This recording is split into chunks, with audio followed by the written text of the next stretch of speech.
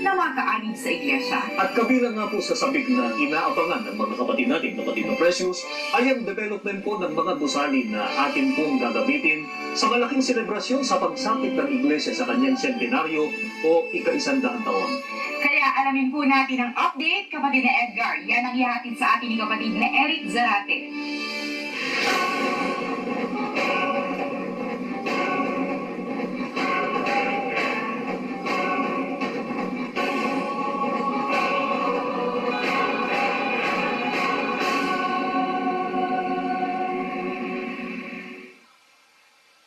Possibly be the largest and most important building in the whole of the Philippines for the next 10 or years or more. Probably the most exciting and ambitious project that we know of in Asia.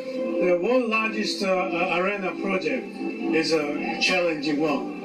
I think it's a fantastic team that we're involved in, and I really look forward to making this a world-class project. Nasasaksihan po natin ay ang pagbabaon ng time capsule na naglalaman ng plano ng disenyo ng istruktura ng Philippine Arena. Mula nang isagawa ang groundbreaking ceremony ng Philippine Arena na pinangunahan ng tagapamahalang pangkalahatan ng Iglesia ni Cristo, ang kapatid na Eduardo V. Manalo, labis nang kinasabikan ang proyektong ito. Hindi lamang ng mga kaanib sa Iglesia, kundi maging ng ating mga kababayan, pati na ng mga dayuhan. Yung Philippine Arena ang the biggest in the world.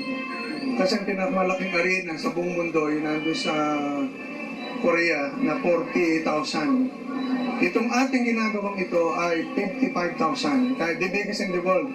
Yan ang ating Philippine Stadium ay Olympic size na naglulula ng 20,000. Ay kasabay na matatapos yon. Parehong gagamitin yon sa ating centenaryo. Bukod sa Philippine Arena at Philippine Stadium, marami pang malalaking ongoing projects ang Iglesia ni Cristo. Bilang narito ang EVM Convention Center na nasa New Era, Quezon City.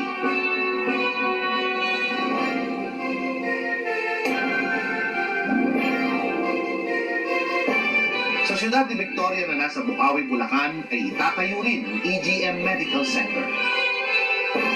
Bawat araw na lumilipas, walang sinasayang na sandali sa pagtatayo ng mga gusali. Ang mga opisyalis sa gobyerno natin ay interesado at all-out support naman sila. Sa ngayon ay naaprubahan na ang exit at saka entrance doon na sa NLEX. Pero mismo sa ating At magiging may panak pa ang gobyerno na maglagay ng monorail dyan para lang doon sa mga dadalo kung may mga okasyon doon sa arena.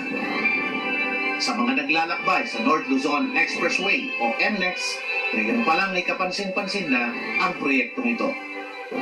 Katulad ng isinasakatuparan sa mga proyekto ng Iglesia ni Cristo sa buong mundo, ang lahat ng ginugugol ay mula sa mga kusang handog ng mga kaanib.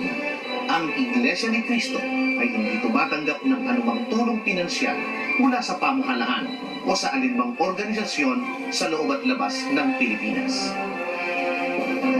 Kaya dapat natin ikaramal yan. Hindi lamang ng mga kaanib sa iglesia, kundi lahat ng Pilipino. Sapagkat napakalaki nga, kung makikita mo ka, Eric, ano?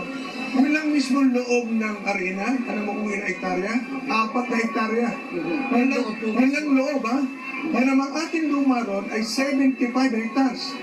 Ngayon ay yung, kung natatandaan mo, yung nag-landscape ng 9/11, na napakagandang landscaper, yun ang ating kinuha.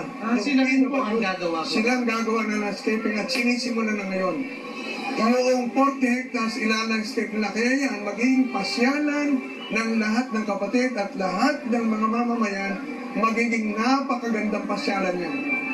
Kung ang Iglesia ni Cristo man ay nagpapatayo ng malalaki, maayos at magagandang dako ng pagsamba at ng mga gusali na gagamitin sa malalaking aktibidad at selebrasyon ng mabilis na dumaraming kaanib sa Iglesia, ito ay hindi sa layuning hangaan ng iba at makipagpaligsahan sa ibang pangkatin ng pananampalataya, kundi sa napakabanal na layunin na makaluwalhati sa Panginoong Diyos.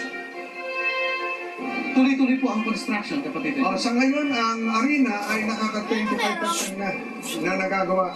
At ang deadline namin sa stadium at sa arena ay January 2014. Handover po yan. Para mai-entrega sa atin, para meron pa tayong 6 months for preparation. Makasaysayan ito sapagkat una, sa panig ng Iglesia ni Cristo, ay talagang ipinasya ng kapatid ni Eduardo Manalo na ipagawa ang isang napakalaking arena sapagkat doon niya gustong ipagdiwang natin ikasamdaang taon na Iglesia. Yan ang magiging sentro ng ating pagdiriwang na ang buong mundo ay ipokonekta doon via satellite. Doon isasagwa ang mga pagdiriwang at higit sa lahat ay maririnig natin ang pahayag ng ating tagapamahalang pangkalatan doon sa arena na yon. Abangan ang iba pang mga update ng mga proyekto ng Iglesia ni Cristo para sa nalalapit na Centennial Celebration.